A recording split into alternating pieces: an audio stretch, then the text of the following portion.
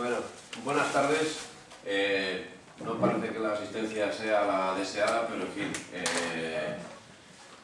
todos somos bienvenidos y si es poca y, como dicen en Cataluña, en el got petit, la bona esencia, ¿no? En el bote pequeño, la buena esencia. Bien, en el ciclo de conferencias que el colectivo 33 está organizando, hoy tenemos el placer de contar entre nosotros con don Ismael Medina Cruz. Al pronunciar su nombre, a muchos nos pasa por la cabeza más de medio siglo de la historia de España. Hombre de cultura centrada, de ideales vivos, actuales y perennes, de inquietud juvenil, el próximo mes de julio cumplirá la respetable cifra de 87 años. 87 años vividos deportivamente y comprometidamente. No estamos con un hombre que haya pasado su vida de forma anodina e irresponsable, sino todo lo contrario. Personalmente lo tengo como ejemplo y como referencia desde hace décadas, cuando seguía con fruición sus profundos artículos en el diario del Alcázar. Nació en Cuenca el día 30 de julio de 1923 y vivió la niñez y la juventud a caballo entre esta ciudad y Jaén, donde sus padres eran maestros. En 1938, en Jaén, se afilió al Sindicato de Enseñanza de la CNT, poniéndose al frente de la sección de estudiantes. Fue expulsado del instituto por un periodo de 6 meses, acusado de derrotista y saboteador por asalto a la sede de la FUE y por organizar una protesta durante un acto académico en el Paraninfo. A raíz de la liberación de Jaén, fue jefe de prensa y propaganda del SEU y dirigió unas polémicas emisiones en Radio Jaén que irritaron a un juez terrateniente. En 1939 inició sus actividades periodísticas en la agencia Mencheta para sustituir a su padre, deportado a Andújar tras un expediente de depuración provocado por la venganza personal de un competidor profesional. A partir de aquí, desarrolló una carrera profesional que, lamentándolo mucho, no expondré de la forma que merece para poder dejarle tiempo a él, protagonista de esta tarde, para que nos deleite con su verbo y su sabiduría. Aún así, aquí van unas pinceladas.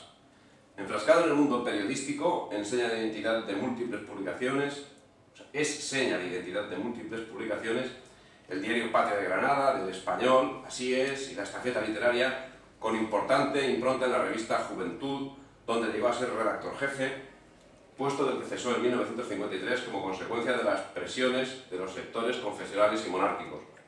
Fue miembro del equipo de dirección de Asociación Cultural Iberoamericana, llegó a jefe de información de Arriba, así como coordinador de las páginas de economía que dirigía el profesor Juan Velarde, redactor y columnista en las revistas universitarias La Hora y Alcalá, comentarista internacional en Radio Nacional de España en 1953, creó y dirigió las emisiones para los españoles en el extranjero, redactor jefe de la agencia Piresa a partir de 1960, jefe de prensa del Ministerio de Trabajo entre el 63 y el 66, corresponsal de la agencia Piresa en Roma desde el 66 al 70 y comentarista cultural en Italia de Radio Nacional de España durante ese periodo.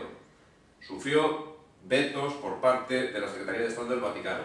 Fue enviado especial de la agencia Piresa a Grecia para informar sobre el golpe de los coroneles y a Israel para informar de la Guerra de los 6 días.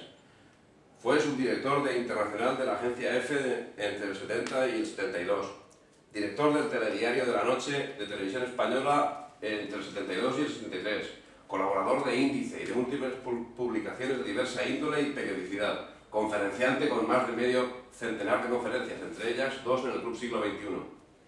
Promovió en el 57 un efímero y clandestino partido republicano sindicalista. Fue miembro directivo del Centro Social Manuel Mateo, clausurado en 1966 por la autoridad gobernativa, moderador de la tertulia José La Ballena Alegre, también clausurada por la autoridad gubernativa.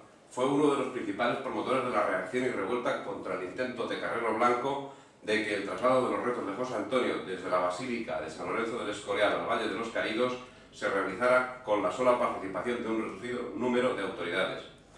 Asesor, miembro, cuando no había miembros, de ingente número de organizaciones, columnista del Alcázar desde el 78 hasta su desaparición, etcétera, etcétera, etcétera.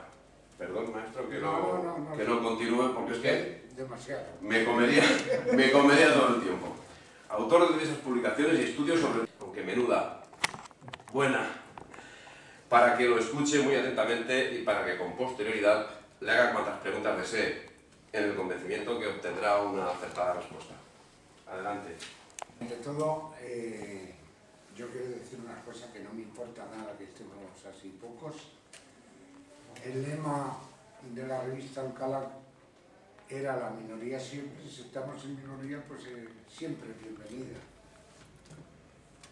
Quiero decir también que cuando me invitó a dar una conferencia aquí, pues yo así a bote pronto dije, bueno, la incógnita del futuro.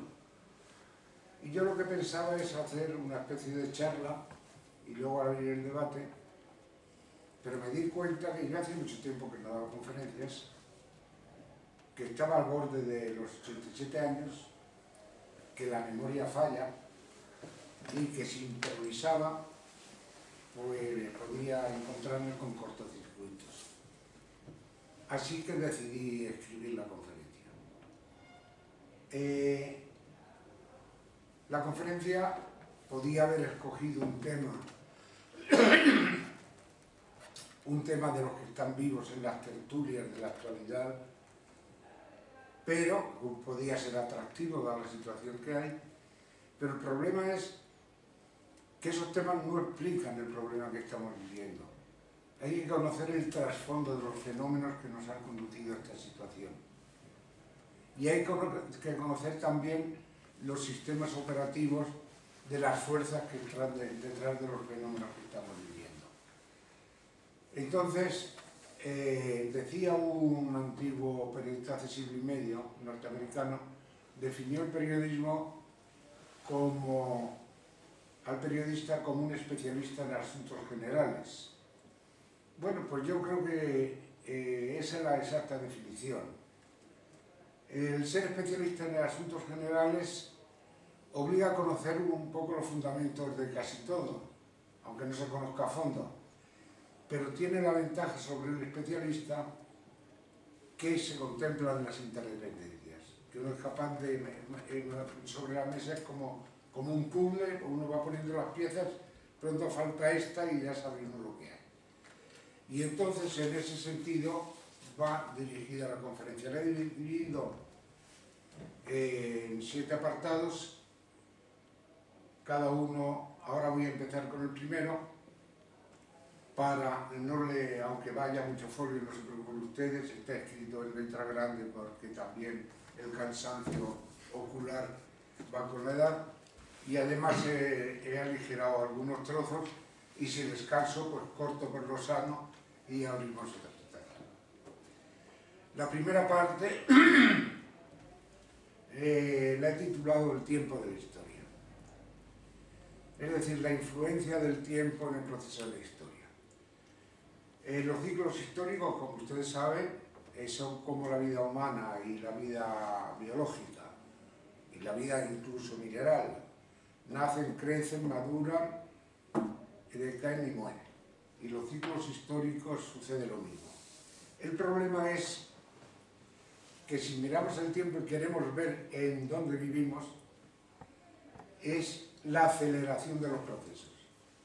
Es decir, por ejemplo, por poner unos ejemplos, el Imperio egipcio dura 3.252 años, el Imperio romano 1.524, el Imperio Meya, según si lo alargamos hasta el Califato de Córdoba y en España, dura 831 años.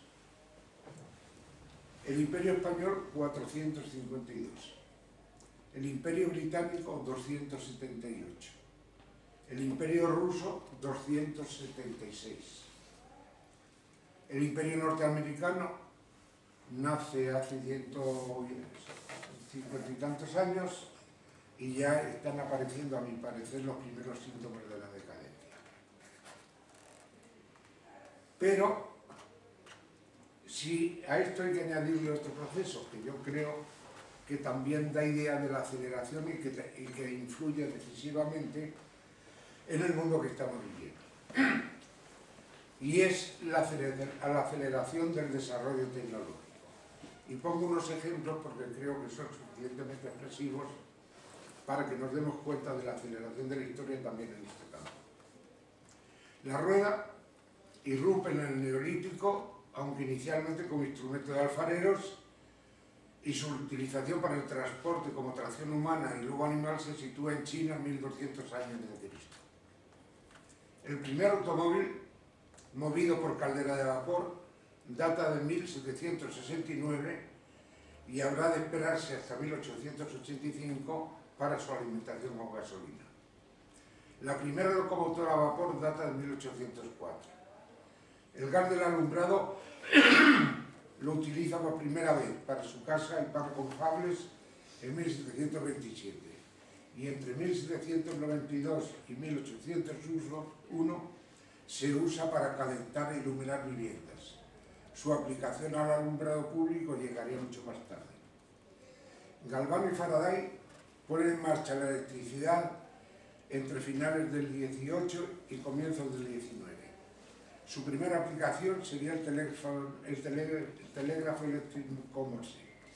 Solo a finales del 19 se registrarían su producción y uso masivos.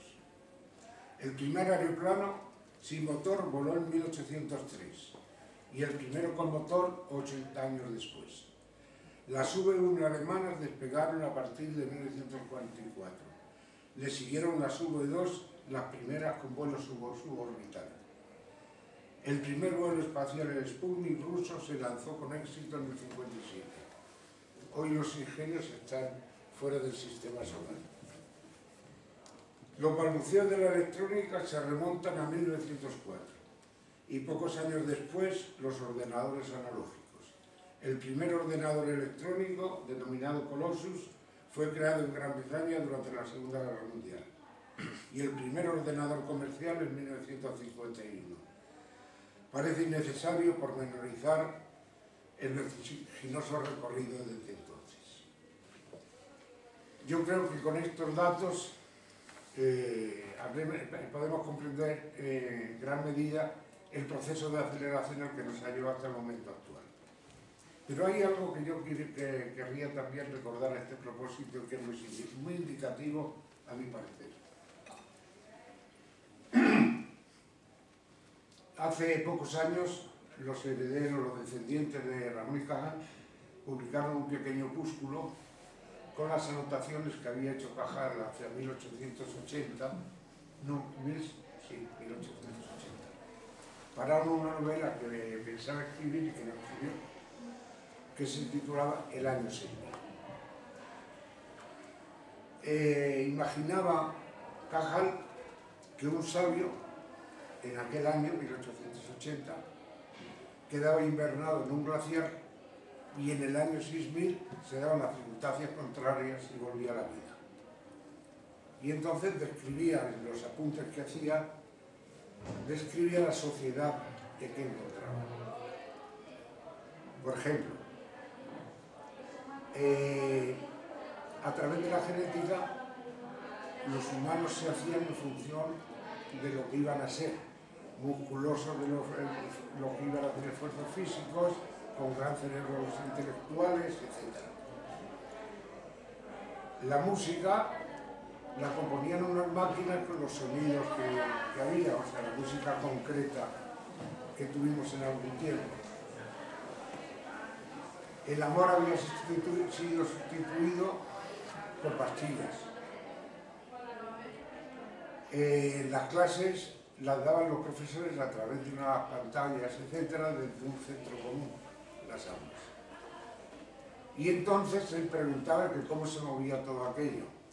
Y le llevaban una gigantesca máquina de vapor que producía la electricidad que movía aquello. Bueno, pues bien, lo que preveía Ramón y Cajal, un sabio, para dentro de 4000 años, lo estamos viviendo un siglo después. Yo creo que es suficientemente expresivo para ver la realidad. El segundo capítulo al que me refería es la reiteración vital de los ciclos históricos. No es cosa de retroceder hasta Polibio, que acuñó la tesis de que la historia se repite, rectificada por Ortega y Gasset en el sentido de que no se repite, sino que se reitera. Matización sugestiva, puesto que la repetición implica hacer lo mismo que ya se hizo, mientras que reiterar conlleva volver a hacer algo, aunque no sea de igual manera. A partir de los anteriores datos sobre la aceleración de la historia, cabe enfocar la cuestión de si los ciclos históricos responden a procesos repetitivos o reiterativos.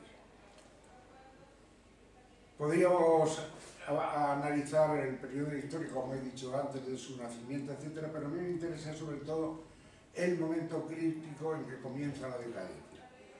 ¿Y cuáles son las características comunes a los ciclos de decadencia de los imperios? Pues los principales son, y los anoto: concentración urbana, colosalismo, corrupción de las costumbres, contracción de la natalidad, despego social a la milicia, la cual se comienza a mercenarios, rechazo social de la sociedad establecida a los trabajos serviles, lo que conlleva un incremento continuo de la mano de obra esclava, una presión fiscal cada vez más agobiante e indispensable para defender las fronteras del imperio y el sostenimiento de unas costosísimas estructuras, proclividad creciente del poder político a la tiranía de quien lo ostenta a título personal, con el añadido de servilismo y mediocridad de las clases dirigentes. De todo este conjunto de factores se deriva una creciente y desmesurada entropía. Bueno, no es cosa de entrar en el concepto científico de la entropía, muy abstruso, pero que algunos de ustedes conocerán.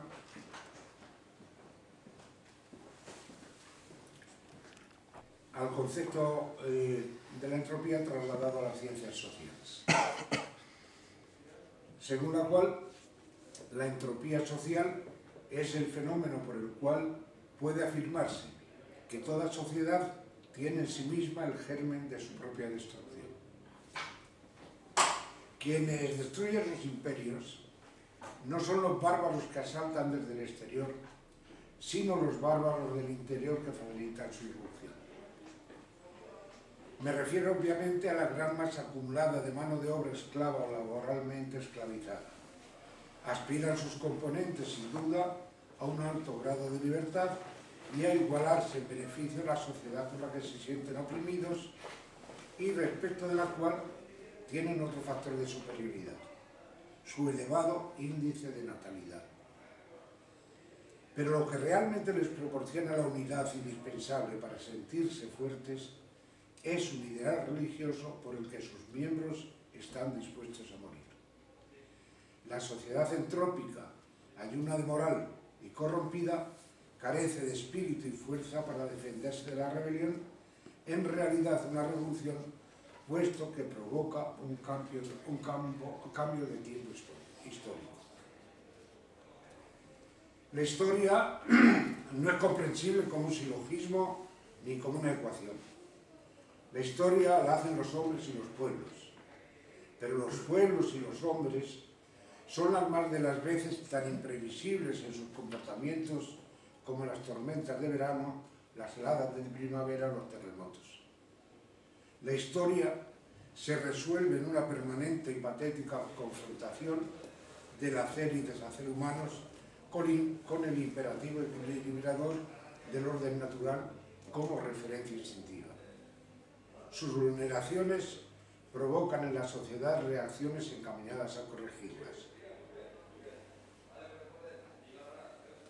Así, por ejemplo, cualquier tipo de desorden, sea político, social o económico, promueve ansiedad de orden. Y los excesos de orden de cualquier sistema político se traducen en anhelos de libertad que desembocan en la anarquía, en un nuevo desorden cuando se desorbitan, y así sucesivamente. En este sentido, quisiera recordar la tesis astrofísica según la cual el desorden es manantial de nuevo orden, que se reproduce también en los fenómenos políticos y sociales. El siguiente capítulo se refiere al ciclo histórico del relativismo materialista, que es en el que estamos inmersos. Y entonces son necesarios unos previos datos para comprender lo que sucede en la operatividad. Aunque traumáticos, los cambios de ciclo histórico tuvieron un tiempo de maduración. Fueron precedidos por un conjunto de indagaciones innovadoras en los más variados campos del saber.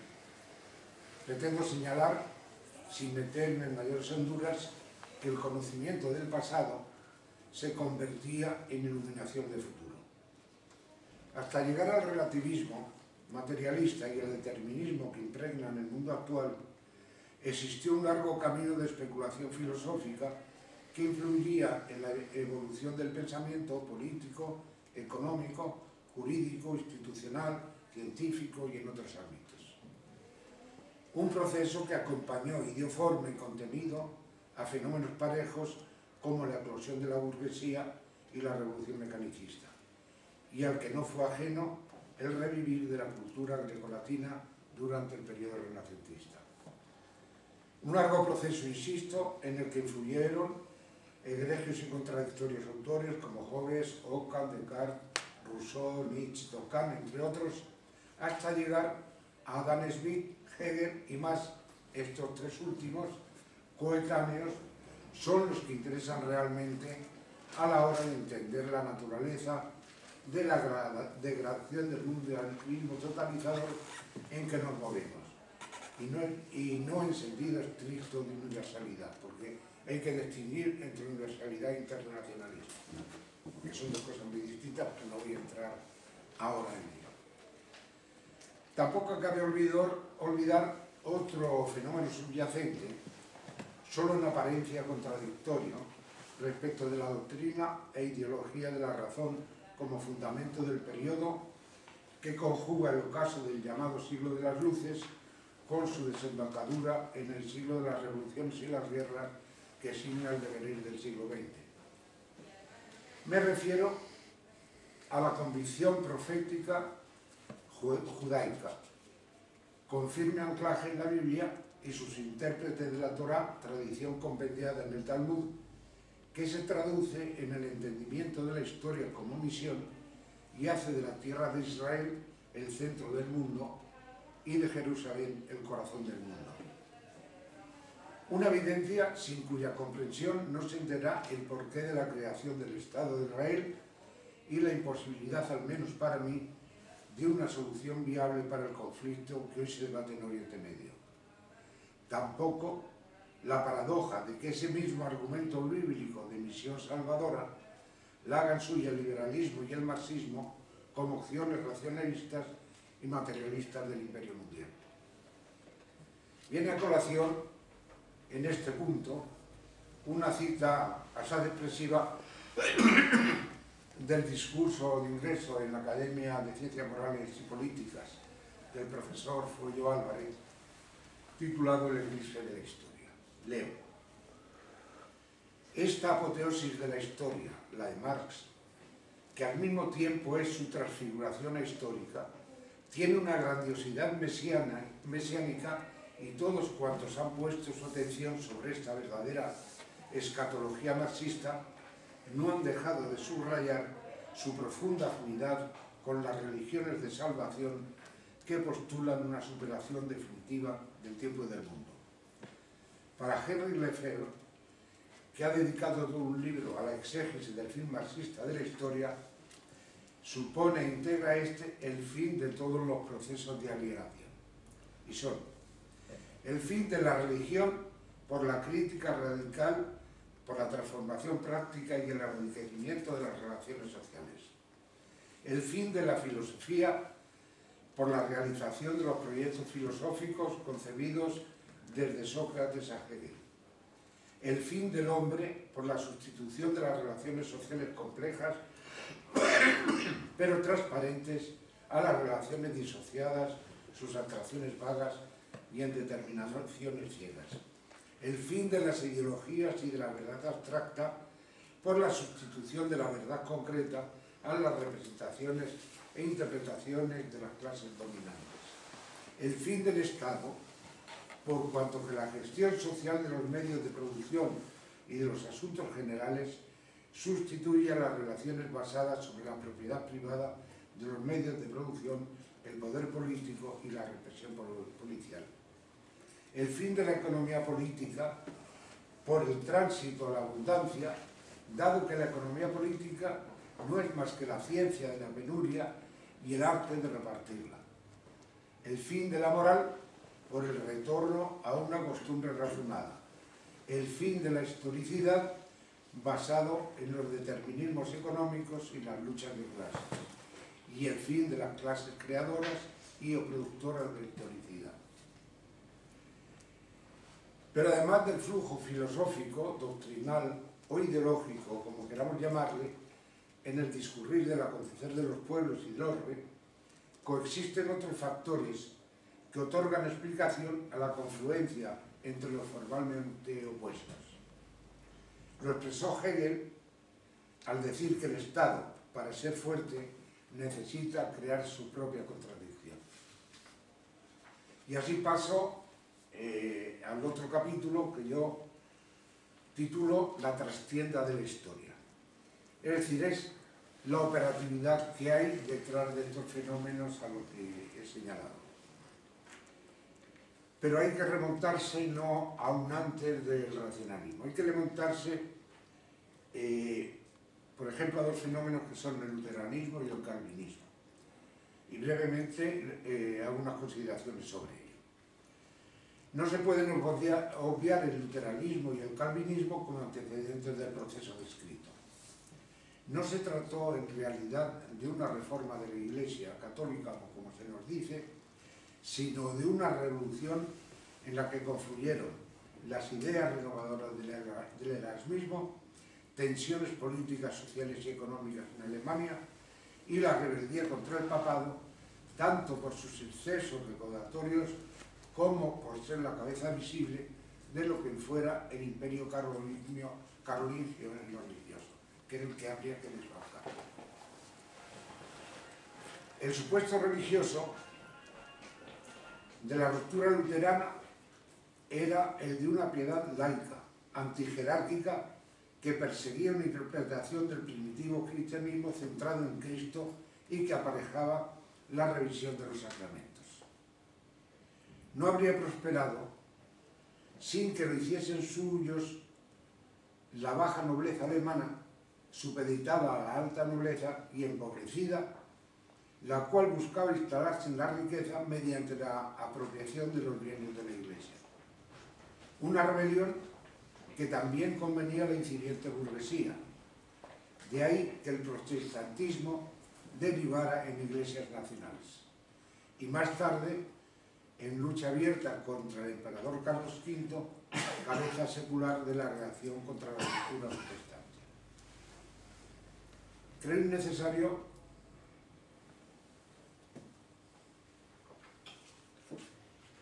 llamar la atención sobre la proximidad entre la religión protestante y dos fenómenos bien conocidos por nosotros en España.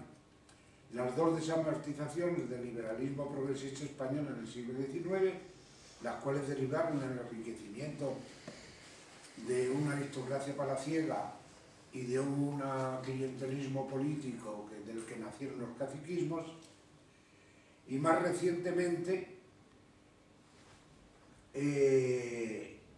la llamada teología de la liberación, nada distante en su esencia del luteranismo. Calvino siguió los pasos de Lutero y del erasmismo, pero su mayor identificación fue con Guillaume Furel, con quien elaboró los puntos básicos de lo que en adelante se conocería como calvinismo. Caracterizado por la rigidez de los magistrados ginebrinos, llegaron a acusarle de que la tiranía clerical de la Iglesia romana, que Calvino condenaba, la sustituía por un nuevo yugo protestante. Pero en fin, bajo el amparo de Calvino, un equipo presidido por John Knox redactó una Biblia para el pueblo con anotaciones teológicas recogidas del propio Calvino. Aquella Biblia sería en adelante el libro sagrado de los puritanos ingleses y de los peregrinos del Mayflower, que la llevaron a América, la expandieron y derivaron en progresiva diversidad de iglesias protestantes y, sobre todo, contribuirían a la creación de una específica mentalidad cultural, social y económica norteamericana.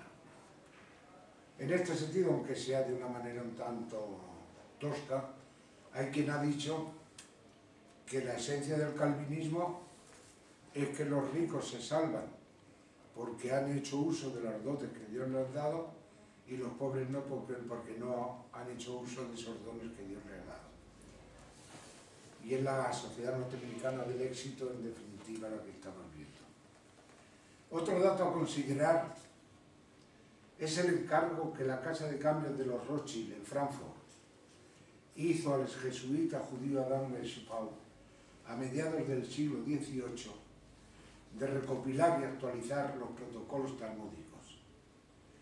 De ello se valió Weishaupt como soporte ideológico de la Orden de los Illuminati, la cual creó de manera formal la noche del 1 de mayo de 1776, fecha mágica en que se celebraba en Alemania el aquelarre satánico conocido como la Noche de Walpurgis. Fue casual que también la Casa de Cambios Rothschild en Frankfurt financiara a Carlos Marx mientras escribió El Capital. Lo fue también que los Rothschild estuvieran detrás de la creación de la Orden de los Iluminados, motor de las revoluciones norteamericana y francesa, de la bolchevique a través del movimiento revolucionario sionista. No se entenderían las coincidencias de fondo expuestas entre los totalitarismos liberalista y marxista sin la existencia de ese común origen. Cabeza visible de la Orden de los Illuminati fue Giuseppe Mazzini, quien decía que ni él mismo conocía quién estaba por encima de él. Pero en fin, Mazzini Pike, el general Albert Pike de los sudistas ingleses, intercambiaron unas cartas entre enero de 1770 y 1771,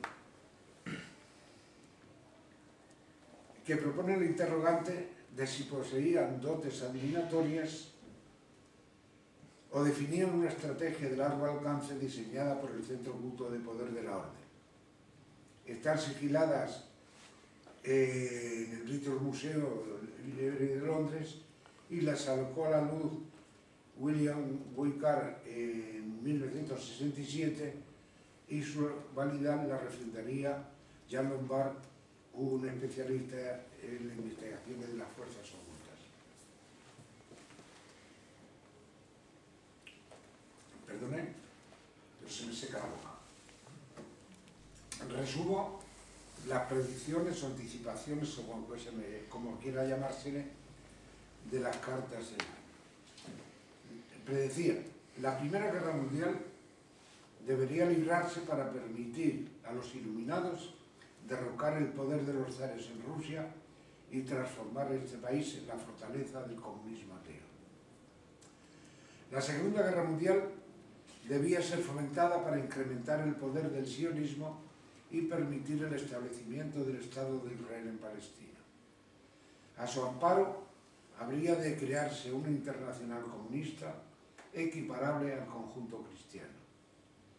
La Tercera Guerra Mundial se desencadenaría mediante el aprovechamiento de los enfrentamientos entre el sionismo político y los dirigentes del mundo musulmán fomentados por la agentura iluminista. La carta de Pike, leo ya textualmente, decía con relación a esta Tercera Guerra Mundial: vamos a soltar a los nihilistas y ateístas y provocar un tremendo cataclismo social que enseñará todo su horror a las naciones los efectos del ateísmo absoluto, origen del salvajismo y de la subversión más sangrienta. Añadía que una reacción defensiva aniquilaría a los revolucionarios, pero que de los desalentados contribuiría a la desaparición del cristianismo. Y sin un faro que los guíe, escribía, recibirán la verdadera luz. La luz que alumbró la creación de la orden en la noche demoníaca de Walpurgis por Adam Weishaupt. Ficción, falsificación, unos lo creen así y otros no. Lo cierto, y es lo que nos importa a nosotros desde la perspectiva, es que la revolución bolchevique fue obra del movimiento revolucionario sionista y tuvo el apoyo de un sector cualificado de la banca judía alemana.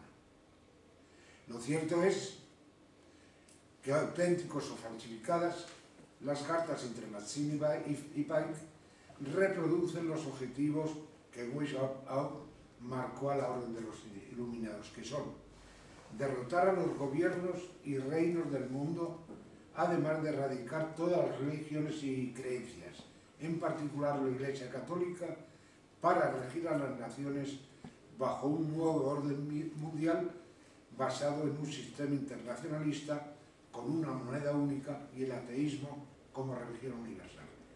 Hacia la moneda única ya se está anunciando el gobierno mundial, estamos en esa fase. Mazzini fue hasta su muerte la cabeza visible del movimiento revolucionario sionista.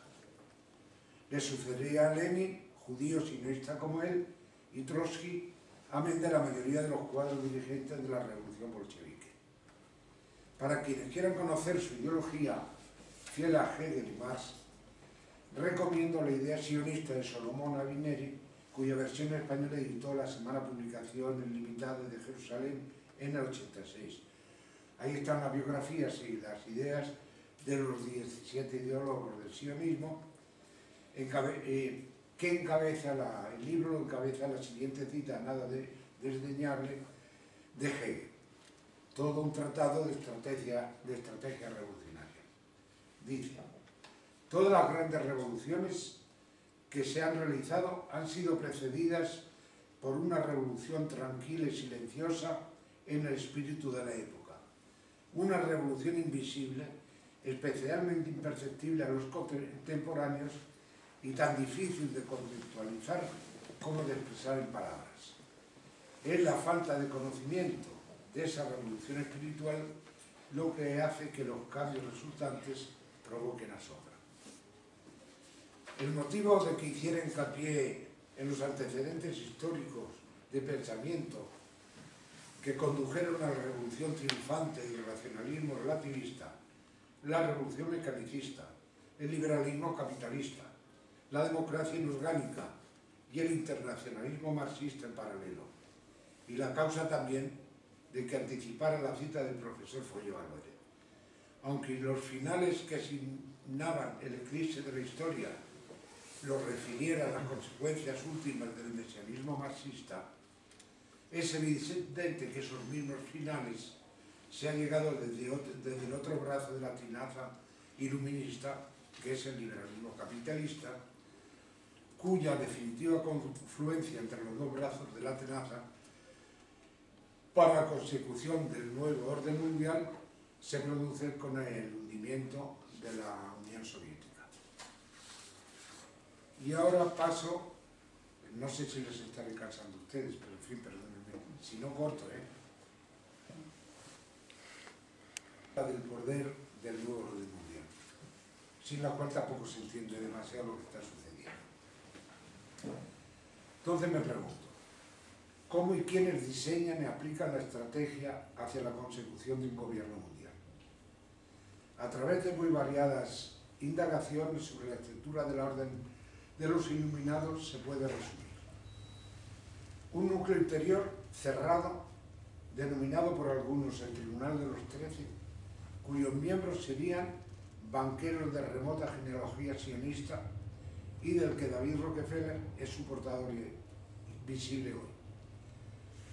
En este centro de poder se ubica en el rascacielos, en la Torre de los Rockefeller, en Nueva York, que culmina un gran luminoso con el 666, que es el número de la bestia. Y enfrente de la Catedral de San Juan el Divino, que es el centro de celebración de ritos de la Iglesia Evangelista, de la masonería y de otras sectas.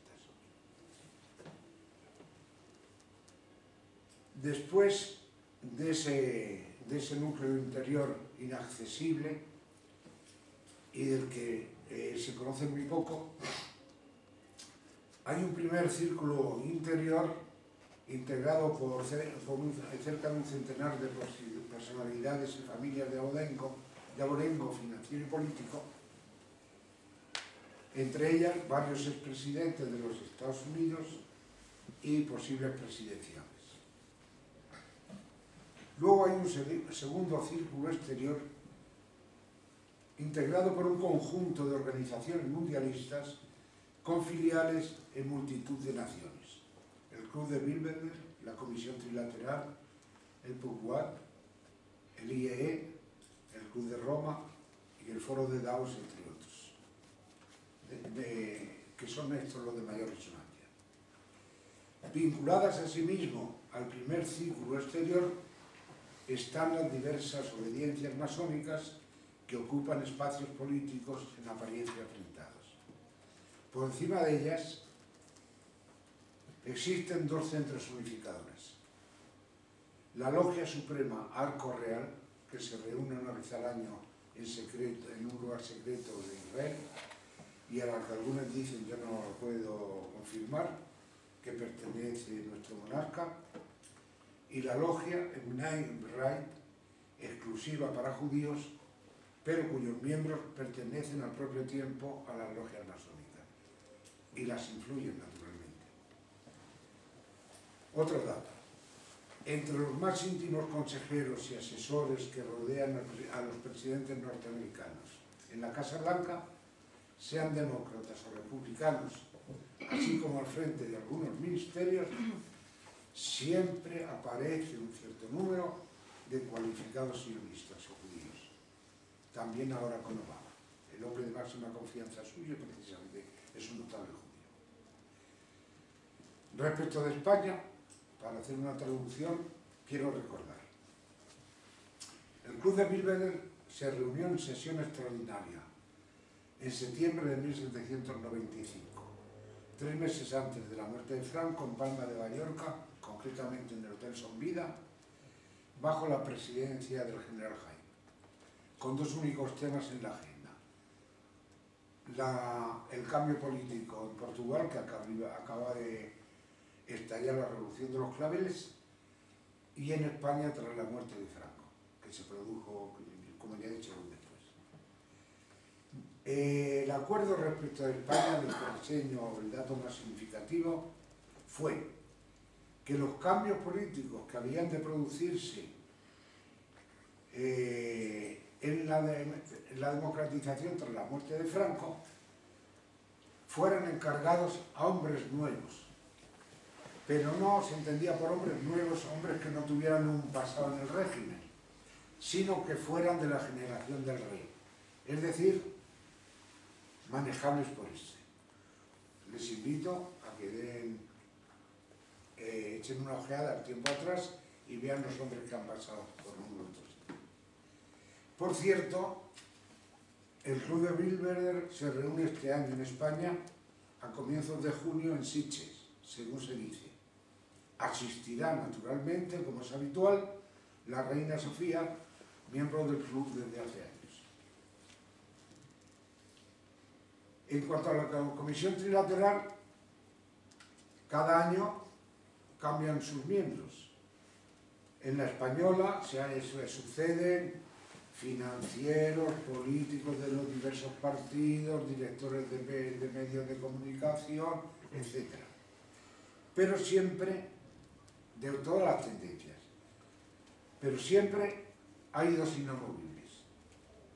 Jaime Carvajal y Urquijo, íntimo del monarca desde la infancia, y Miguel Herrero y Rodríguez de Miñón, sin duda alguna, el político más disolvente de nuestra partidocracia. Sin embargo, no es suficiente todo ese aparato de control. Se precisan gobiernos sumisos y de escasa calidad.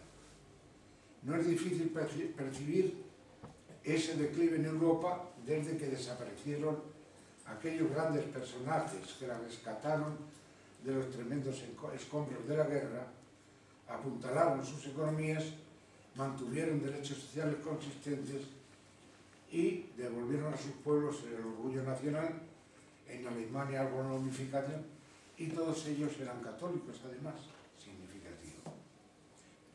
Entonces, la principal barrera que se oponía al desguace moral de los pueblos era la Iglesia Católica, contra la que ejercía presión despiadada el iluminismo desde finales del siglo XVIII, a través de sus dos brazos operativos, especialmente sangriento el marxista.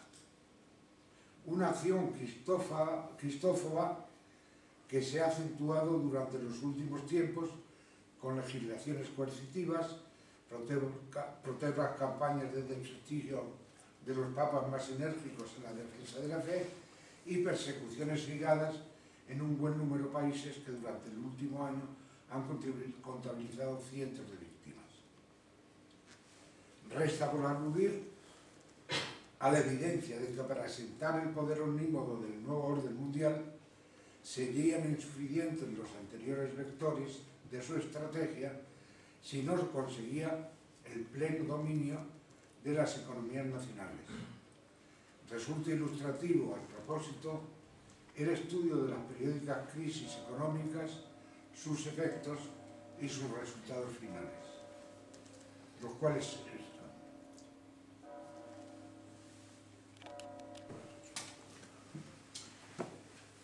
Se empobrecen las naciones, se debilitan los estados, se eliminan competidores indeseados o simplemente molestos, y el resultado final no es otro que el engorde de bancos, sociedades y empresas integradas en el círculo interior de la orden y el control por las mismas de los circuitos globales de las finanzas, la industria, el comercio, la alimentación, la información, la investigación y las más avanzadas tecnologías. También, por supuesto, la estrategia de los conflictos. Y ya el penúltimo apartado, que es la revolución democrática. ¿Me estoy viendo de tiempo? Yo creo que no. Bueno. Sí.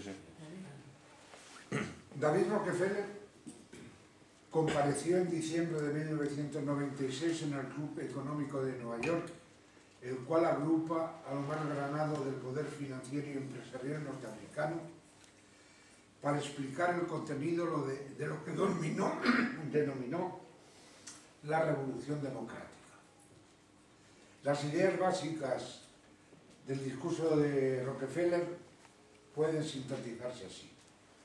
La revolución democrática de los años 80 atribuye a los individuos y a las instituciones privadas un papel superior que a los estados. El Estado benefactor y sus programas de ayuda social han periclitado y son insostenibles. La reducción de las competencias del Estado está convirtiendo a las empresas en enormes e ineficaces burocracias. El proceso de cambio operado por el capitalismo se ha logrado con muy elevados costes humanos, los cuales entrañan el peligro de que las grandes corporaciones y sus dirigentes sean contemplados de nuevo como explotadores y delincuentes. Además de obtener ganancias, los líderes empresariales deben contemplar también las necesidades de los trabajadores y de la comunidad. El malestar y el desencanto de los ciudadanos podrían desembocar en la reasunción por los gobiernos del papel que cumplieron antes de la Revolución Democrática. Para evitar los dos anteriores riesgos, las empresas deben incluir en sus rendimientos la dimensión social. La solución radica en que los líderes empresariales sean empresarios y filántropos al mismo tiempo. Para cumplirlo, el empresario estadista y benefactor debe derivar parte de sus beneficios a las fundaciones. Y las fundaciones se convierten en brazos operativos. Por ejemplo, la Fundación Ford es la que está financiando las campañas del aborto, contra la natalidad, la eutanasia, etcétera, etcétera. La Revolución Democrática exigía, por tanto, la desaparición de los Estados-nación, lo que solo podría lograrse como primer paso mediante su destrucción interna y su integración en estructuras supranacionales. Y para el predicamento del empresario Estado benefactor había que arrumbar el estado de bienestar keynesiano. También que las grandes sociedades multinacionales se apoderaran del tejido financiero y productivo de las naciones. El entonces cardenal Ratzinger, prefecto de la Congregación de Doctrina de la Fe, se anticipó en la crítica a la Revolución Democrática defendida 12 años más tarde por David Rockefeller, a la que Juan Pablo llamó capitalismo salvaje. Me refiero a su intervención en el Simposio Iglesia y Economía celebrado en Roma en noviembre de 1985. A lo largo de los pasados 30 años, denunció el purpurado, la miseria ha aumentado en el mundo en magnitud escandalosa. No obstante, señaló, ese desenlace preocupaba ya en los años 50, periodo en el que los desequilibrios internos entre los grandes sectores de la economía mundial han puesto en peligro el libre juego del mercado. Se intentó entonces remediar el problema mediante obras de desarrollo, pero recordaba el cardenal Ratzinger, ya no podemos subestimar el hecho de que esos intentos en su forma actual han sido un fracaso y que el desequilibrio se ha tornado aún peor. Pero ¿a dónde conduce realmente el centralismo de los que los gobiernos practiquen un peculiar totalitarismo neomarxista o el de aquellos otros inmersos en feroces guerras tribales a los que también anunciaba el cardenal Ratzinger? No olvido el cardenal unas citas que lo explican y que creo que son bastante significativas, y recojo.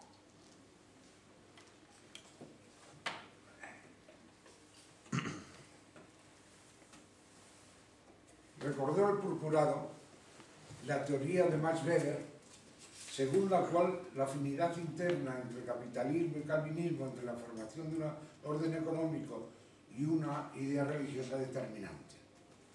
Identificación a la que ya me he referido y que ilustra los dos ramas del poder. Rebatió asimismo la tesis de Adam Smith, según la cual la moralidad y el mercado son incompatibles, puesto que las acciones morales y voluntarias violan las reglas del mercado y el propio mercado eliminaría al empresario honrado o moral. Tesis determinista que 2 siglos más tarde llevaría firma al extremo y explica el trasfondo ideológico de la corrupción y la podredumbre en que están sumidos los estados, los gobiernos, los partidos, las estructuras económicas y la sociedad.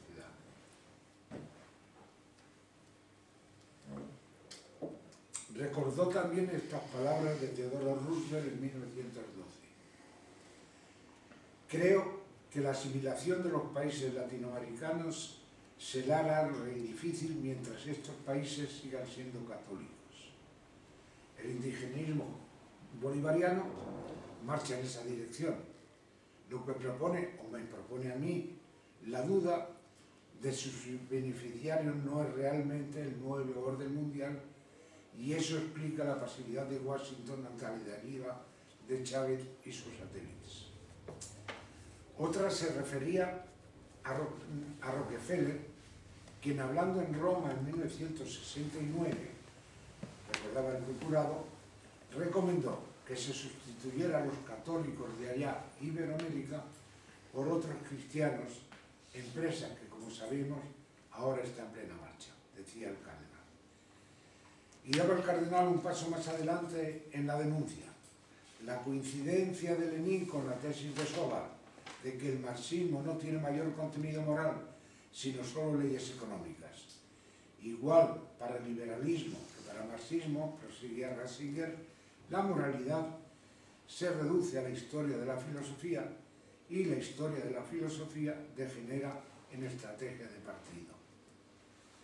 Muy poco tiempo me dio entre la exposición por David Rockefeller de la Revolución Democrática y la reunión del Foro de Davos que reúne a los 2000 dueños del mundo, según algunos lo titulan.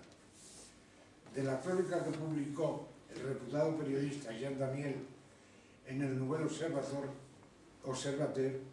extraigo dos opiniones en línea de lo que llevo expuesto. La primera, decía, si el marxismo se define, entre otras cosas, por una creencia en el determinismo económico, todos estos capitalistas son increíblemente marxistas. Desde luego, no es la primera vez que se observa una visión similar entre el conocimiento de los liberales y de los marxistas, pero en Davos es difícil concebir que exista algo fuera de la economía, a excepción tal vez, y esto supone una novedad, de una voluntad de mejorar su control, de corregir los errores, de prever los fracasos. Es lo que en el programa llaman preocupación social y humana. De nuevo, la identificación entre marxismo y liberalismo capitalista, que en la práctica ha seguido más allá de su común fundamento determinista. La segunda cita de Jean Daniel dice: no he tenido la impresión de que esos hombres creyeran en el progreso como se creía en el siglo XIX, sin ser siempre conscientes, están más instalados en la teoría de los ciclos que en el progreso lineal, en la bíblica sucesión de años de hambre y años de abundancia, que en la fe en una marcha ineluctable hacia un mundo radiante. Es innecesario que les explique a ustedes el pasaje bíblico de José, de las 7 de las plagas, de cómo se apoderó de todos los bienes de Egipto para el faraón, cómo esos bienes se los pasó con toda la historia a los judíos esclavos que con Moisés se los llevaron al desierto, se los llevaron fuera de Egipto, dejándolo arruinado, pero Moisés los mantuvo durante 40 años en el desierto vagando, hasta que acabaron con aquellos bienes, se entrenaron fuertemente las carencias para hacer el asalto a la tierra prometida, que era la fértil. Y paso al penúltimo, y ya muy brevemente, el futuro, esa gran incertidumbre, y cabe preguntarse, ¿y el futuro? Preguntándonos si esa crisis cíclica se les ha ido de las manos a quienes la excitaron, o si asistimos al cenit del ciclo histórico del relativismo materialista y hemos entrado prematura y vertiginosamente en su decadencia. Cuando un sistema político está lleno de ofertas atractivas de futuro, propende al enroque y necesita inventar enemigos con los que atemorizar a la sociedad. Aparte de la alternativa hegeliana del enemigo puede ser político de otra naturaleza, pues yo solo invento los ovnis, los extraterrestres, la guerra nuclear, el cambio climático, la gripe A, etcétera, etcétera. Es mantener atemorizada a la sociedad. Es una muestra más del agotamiento de la sociedad que sojuzga y del agotamiento también de la capacidad creativa en que mantiene el pensamiento. Determinista lo tenemos en la reiteración de aquella necesidad churchilliana de que la democracia es el menos malo de los sistemas políticos. Bien, es verdad que también dijo Churchill en 1935, aunque nadie quiera recordarlo ahora, que Hitler era lo único que envidiaba de Alemania. La admisión de que un sistema político es el menos malo de los existentes encierra una inquietante declaración de agónica impotencia. El dramático problema a que nos enfrentamos reside en que está desvencijado el soporte determinista sobre el que el mundo ha marchado desde el advenimiento de la revolución de la ciencia mecanicista paridora del inorganicismo. La revolución democrática de que se nos habla desde las tribunas del poder mundialista se reduce a la pancarta publicitaria de un producto pretendidamente nuevo, pero pasado la fecha. Lo cierto es que, por ejemplo, las sucesivas reuniones del Foro de Davos y de los otros organismos del orden mundial están dando vueltas al mismo tema sin alumbrar ideas ninguna. Entonces, si proyectamos sobre la realidad actual los fenómenos que caracterizaron la decadencia de los imperios, a los que ya habla de sus parejos ciclos culturales, nos será fácil descubrir su concordancia con los que hoy se registran y agudizan en el ámbito del imperio mundial, para algunos una americanización generalizada, salvo en el ámbito islámico. Por ejemplo, hay también el enroque totalitario de los partidos políticos a efectos formales, divididos en dos grandes grupos, derecha e izquierda, configuran una de las evidencias del proceso, reflejo de la necesidad hegeliana de que el Estado, hoy el imperio mundial, promueva esa contradicción para asegurar y fortalecer su poder. Y de ahí también la alternancia en el gobierno de los estados cada 2 legislaturas, siguiendo la pauta norteamericana. Y si no se logra por la vía electoral o renuncia del titular, se fuerza el cambio mediante acciones violentas, como muy bien conocemos en España. Salto ya por una serie de cuestiones que también venían de los factores que trato de sintetizar, y termino ya muy brevemente con el último capítulo que había señalado, que es España en la vanguardia de la Revolución Demócrata. Asiste la razón al socialista profesor Neira cuando, tras caerse del caballo, denuncia el deslizamiento del sistema democrático hacia el totalitarismo partitocrático y la destrucción de la moral colectiva y la unidad de España. También al situar su origen en la Constitución de 1978, fruto de un mercadeo de intereses facciosos. El gobierno Rodríguez, alzado al poder, como sabemos, sobre la sangre de las víctimas de la matanza del 11 de marzo de 2004, para que se cumpliera el establecido engañabobos de la alternancia, lleva hasta sus últimas consecuencias la aplicación de la Revolución Democrática anunciada por Rockefeller en 1996, y sin que se vea condicionado por una oposición que asuma con energía la defensa de los valores morales y la unidad de España, desmantelada por el nefando esperpento taifán de las autonomías. Ni lo uno ni lo otro, tampoco la virulencia cristófoba, adquieren explicación completa sin tomar en consideración la penetración de las obediencias masónicas en los partidos más extensa y profunda en el socialista y en las instituciones. Y aún más resolutiva que en la Segunda República y en la consecuente república posterior del Frente Popular. Tampoco sin el conocimiento de la integración de dirigentes políticos, financieros, empresariales y de profesionales influyentes en las organizaciones del círculo exterior de la orden iluminista a las que ya me he referido antes. Les invito ahora a que trasladen lo que acontece a los finales señalados por el profesor Follo Álvarez, comunes a marxismo y capitalismo. Comprobarán que coinciden con ellos el asedio a la religión católica al tiempo que se allana el camino al islamismo y que la exaltación del laicismo esconde a duras penas un insidioso ateísmo.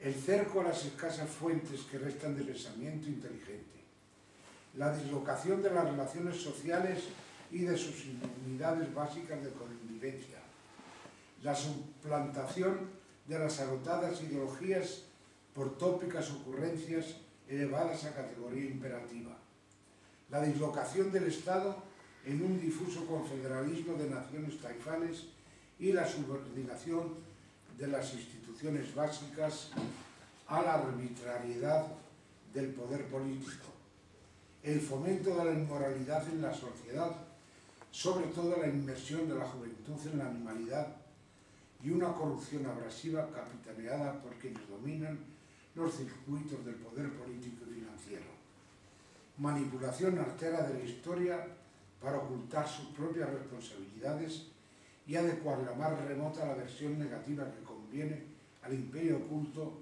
del que son cipayos y enjaretó ya el iluminismo, no solo valiéndose de la ilustración.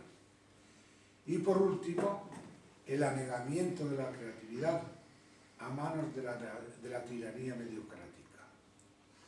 El gobierno Rodríguez, el PSOE y sus acompañantes han convertido España en escenario propicio del nuevo orden mundial para el ensayo práctico de su estrategia demoledora, en el que tantear a un tiempo la capacidad de reacción de una sociedad desmantelada en sus valores morales y en sus sentimientos patrióticos.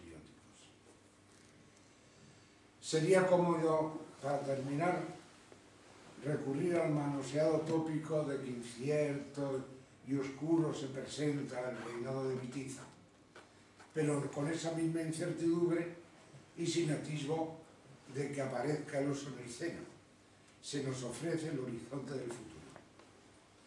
Más opresivo y amenazador para las actuales generaciones, con edad para pelear y para las siguientes. La mía, la que vivió el brutal y anticipador desgarramiento revolucionario, está en extinción. De poco valen nuestras llamadas de alerta. El sistema las ahoga. Habría deseado ofrecerles una perspectiva de futuro menos pesimista, pero la realidad es la que es y resultaría inmoral e innoble por mi parte encubrirla. Eso es cosa de políticos y presuntos intelectuales atados al carro de la revolución democrática. Espero que mi exposición les sirva para despejar incógnitas de presente y armarse argumentos de futuro para lo que se nos viene encima con tétricos perfiles. Hay quienes dicen que solo puede salvarnos un milagro, pero los milagros hay que ganárselos a pulso y merecerlos. Y, en definitiva, eso es lo que nos ofrece, que merezcamos el milagro y que luchemos por él, aunque sea un milagro. Muchas gracias.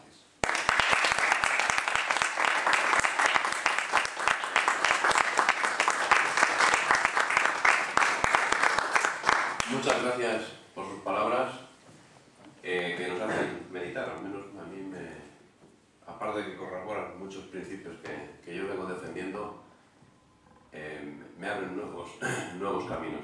Y yo pido al público que, a Dios gracias, se ha incrementado un poquito, pues que haga las preguntas que estime oportunas. Sí. Y que yo contestaré si puedo. Ha comentado usted antes sobre el tema del Club Bilderberg, que supuestamente en junio se reunirá en Tarragona. Sí. Creo recordar que el último sitio donde se reunió el Club Bilderberg oficialmente fue en Grecia y poco posterior entró en quiebra el gobierno. Sí. ¿Puede ser que tenga algo que ver que se reúnan en junio en España con la posible quiebra del Estado? Generalmente se decide el año anterior donde se tienen que reunir. Pero bien, como ya he señalado, con la reunión extraordinaria de Baleares, los temas reales que tratan nunca se hacen públicos, luego se saben a posteriori, siempre están en relación con los problemas del mundo que hay. Yo estoy seguro que tratarán porque España está en puertas. El problema es que la crisis puede reproducirse, está prendida con alfileres, las reacciones, no hay unas recuperaciones reales. España está en candelero. Entonces, en España la situación es muy crítica. Rodríguez se ata al poder. Yo no sé hasta qué punto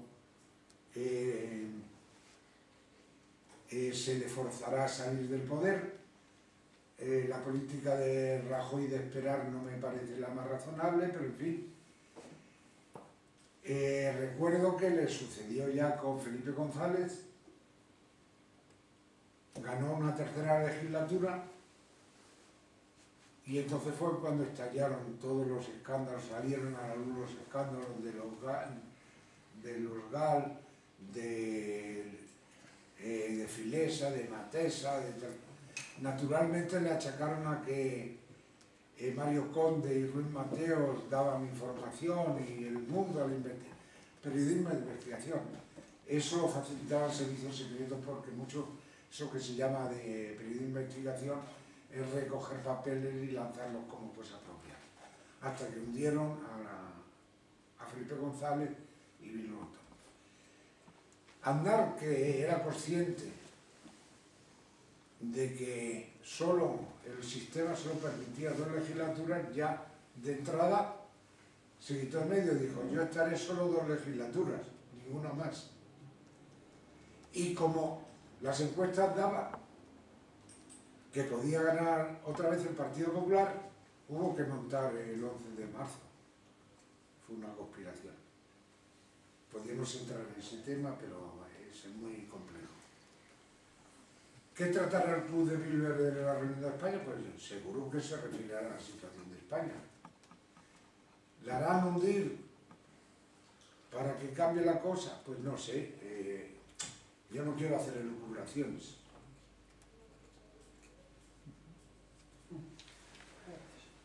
Eso es lo que he preguntado una cosa, si sería hoy en día posible una tercera vía, no digo en España, que yo lo veo imposible, pero sí en Europa, que era una tercera vía que rompa esa pinza, ¿no? Esa tenaza del capitalismo y del comunismo. Bueno, esa tercera vía lo que pasa que, como yo he dicho antes, no se atisba un pensamiento nuevo que dé respuesta a los problemas, porque además los problemas desbordan.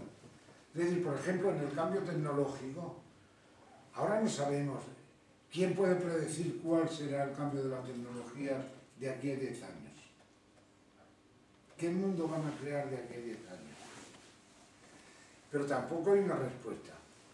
Puede haber una reacción por la situación económica y demás de las clases bajas, o una reacción frente al invasor, que ese es el problema de fondo que se está produciendo en Europa, como se produce en los finales que he señalado del Imperio Romano y demás, o del Imperio Egipcio. Puede haber una reacción brutal que se está ahora apareciendo frente a la invasión islámica, que no es desdeñable, y hay que recordar por lo que decía Ben Bella antes de morir, ya hace una treintena o cuarentena de años.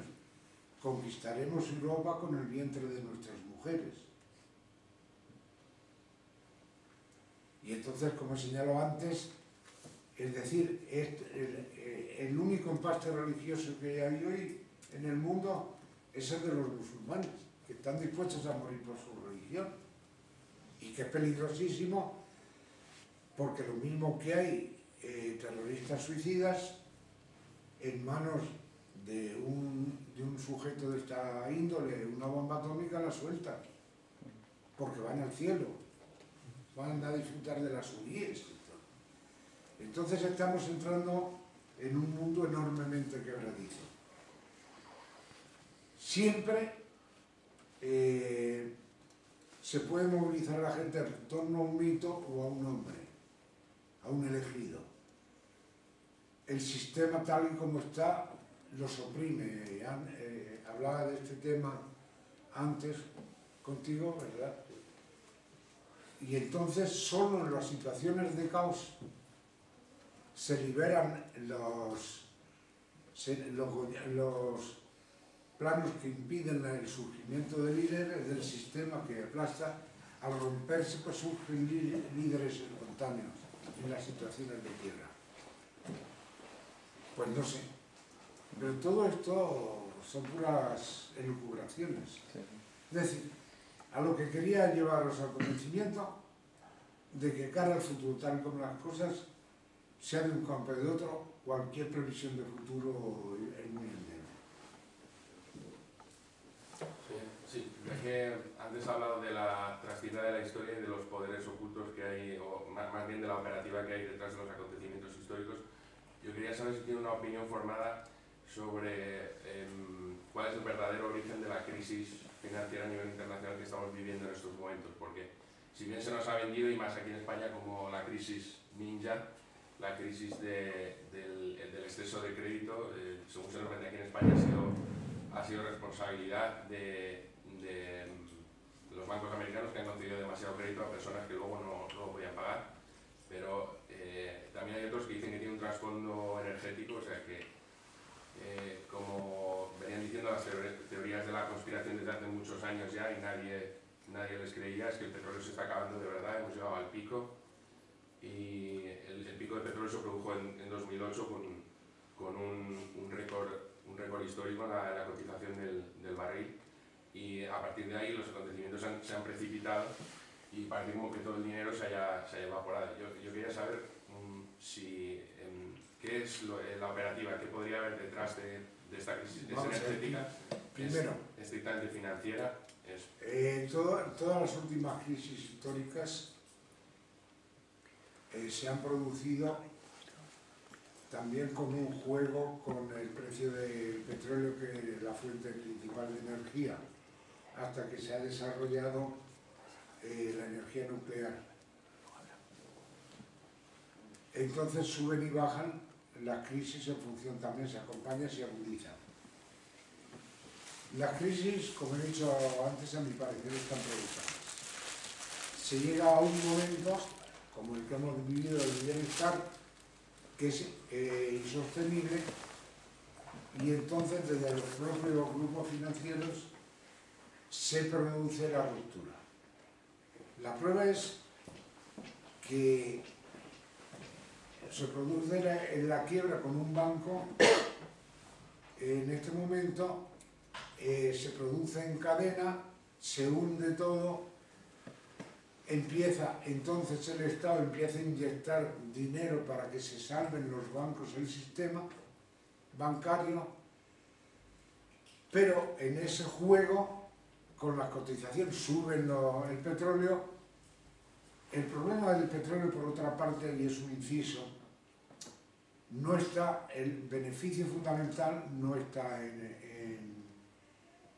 en los productos petrolíferos combustibles. El gran negocio está en la utilización petroquímica, que se producen 1000 productos diferentes, ahí donde está.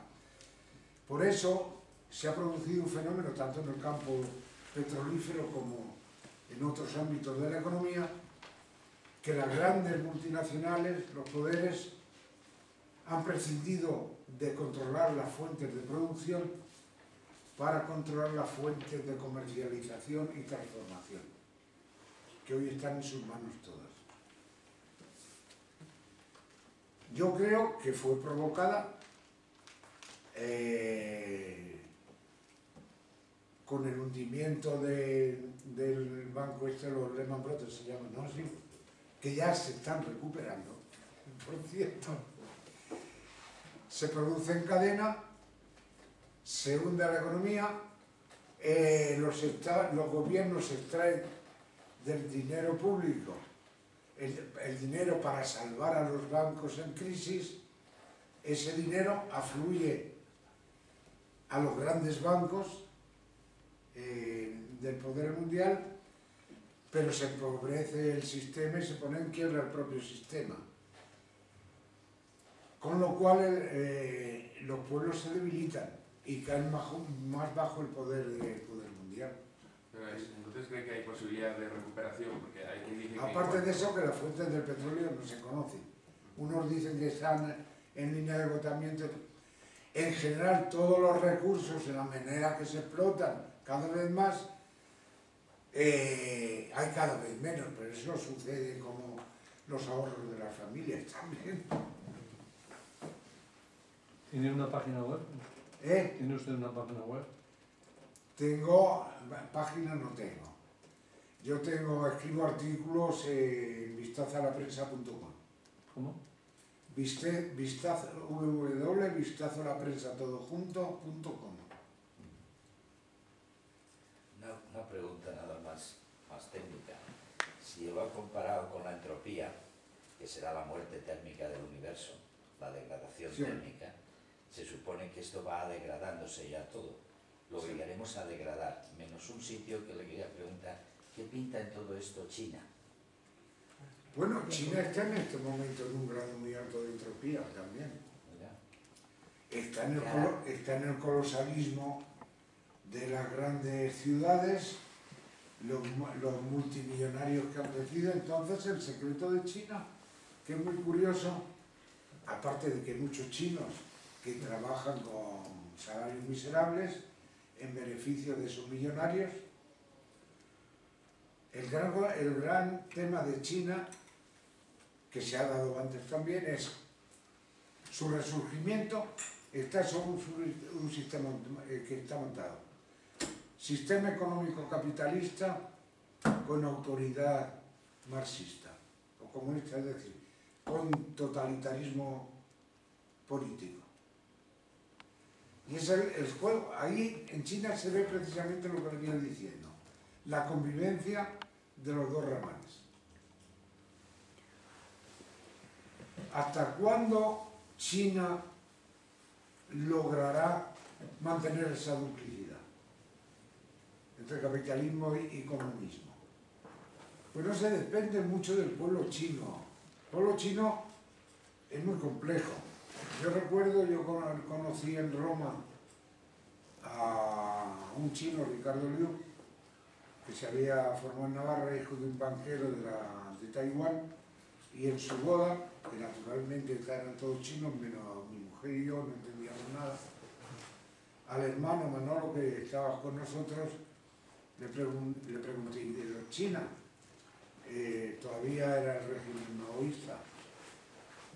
¿Cuándo se...? Dice, no te preocupes, esto se acaba. Digo, ¿pero cuándo? Ya no sé, en China siempre es igual. Tiranía, anarquía. Otra vez tiranía, luego anarquía. Pero ¿cuándo? Le dije, es igual. Antes o después se va a producir, no te preocupes. Dentro de esta mentalidad, es decir, que esos fenómenos se producen, pero que no se mide el tiempo, pues no sé, es muy difícil. Pero China ya está entrando en el proceso entrópico. Ya se anuncia que empieza a ponerse a quebrar la burbuja inmobiliaria también en China. No sé si hasta cierto punto la capacidad de ocultar, de disimular los datos reales en China son tantos como eran en la Unión Soviética. No se puede uno fiar de lo que dicen. Eso, vamos, es lo que le puedo decir al respecto. El final entrópico del mundo y del universo, pues no sé, eso ya es... eso Son es... críticas muy interesantes de poder decir. ¿Cómo ven a 20 años después de la caída del muro de Berlín la situación de Europa? Pues mira, la situación de Europa es una Europa en decadencia totalmente. Se ha entregado, está dominada por el orden mundial, está en ese camino. Lo que pasa es que hay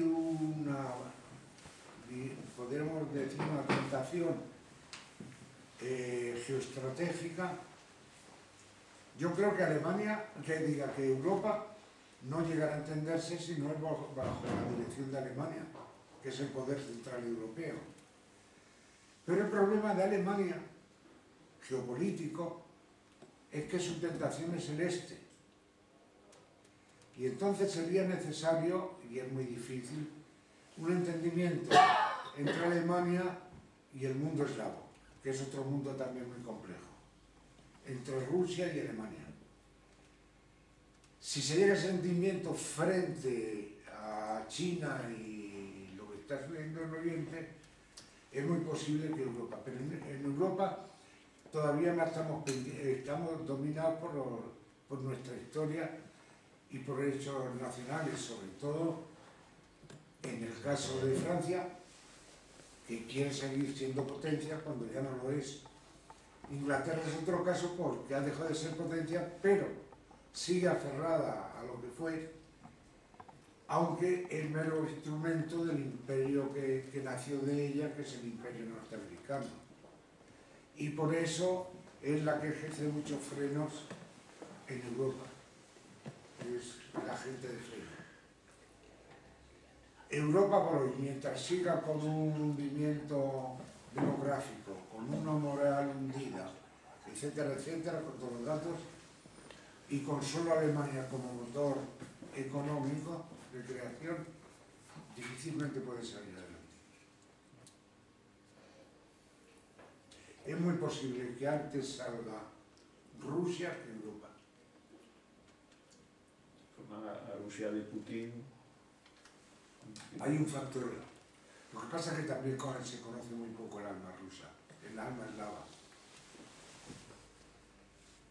Una de las primeras cosas que ha hecho Putin, bueno, hay un fenómeno que es el reverdecer de la religión ortodoxa, sobre el que habría que hablar mucho y las teorías de Milós, etcétera, etcétera. Pero Putin, allá donde va, lo primero que hace es visitar una iglesia ortodoxa y rezar. ¿Es un creyente? ¿O con eso trata de unir a los rusos? No lo sé, porque yo no conozco muy bien. Es un hombre duro. El mundo eslavo ha sido siempre lo mismo, es decir, la estructura del feudalismo que había con los zares era prácticamente igual a la que hubo con el comunismo. Es decir, tenían unos arrendatarios de los que recibieron dinero, pero tampoco los arrendatarios tenían mayor interés en trabajar sus tierras, salvo para darle al señor lo que estaba pactado y sacar ellos para vivir. Esta era la cuestión. Muy difícil, son temas que son muy peligrosos. Bueno. Muy bien, pues muchas gracias. Si no hay más preguntas, pues nos veremos, si Dios quiere. Quedan todos invitados a la concentración en defensa de la vida que tenemos el próximo viernes. El último viernes de mes. Y para la próxima conferencia que tendrá lugar en Castellón, también organizada por nosotros, ya comentaremos el lugar y el sitio exacto el tercer martes del mes de mayo. Muchas gracias. Muchas gracias por haber venido a acompañarme, renunciando a su ocio o a sus quehaceres.